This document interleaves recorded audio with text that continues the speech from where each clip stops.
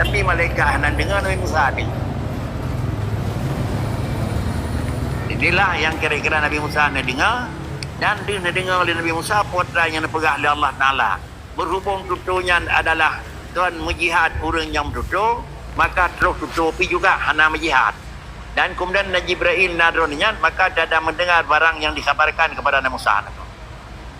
Sama dengan Allah Ta'ala jihad pegah. Jawab saya kata umpamanya. Allah Ta'ala ada petrun hukum kepada Nabi Musa, padahal hukum tersebut dengan kalam yang ana lafaz, dan malaikat itu nak dibina barang yang didengar oleh Nabi Musa. Nabi Uthman Sayyidina Jibril hanan dengar. Sudah.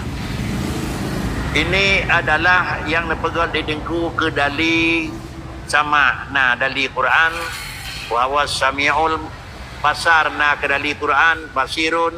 Kalam na ke dali Quran. Itu kalam Allahu Musa taklima.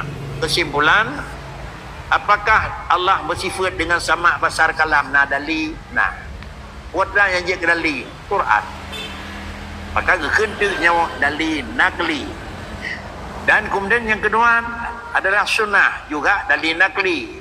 Rasulullah pernah nepegah hadis yang nepegah oleh Rasulullah sallallahu alaihi wasallam, innakum la tad'una as-sama wala ghaiba, innakum tad'una sami'an wa basira.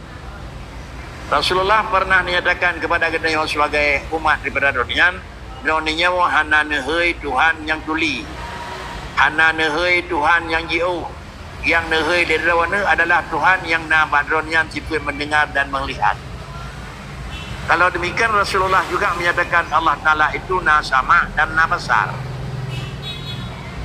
Dalam bahasa Rasulullah sudah na dua. Yang pertama na sama besar dan Rasulullah nepegah menan. Dan juga Nabi benar Allah Ta'ala nepegah menan. Adapun putra yang nepegah oleh Rasulullah beda dekat, nah beda dengan putra yang nepegah oleh Allah Ta'ala. Dalam sisi mana? Karena adalah lahir bak mulut Rasulullah, tapi dia itu wahyu daripada Allah Ta'ala. Oh, terjawab kesimpulan, kedalina sama basar kalam adalah ayat hadis yang kebunan dalam ilmu akidah adalah dalil nakli. Adapun tauhid yang dia murnanya nepikul diriku dengan dua buah dalil.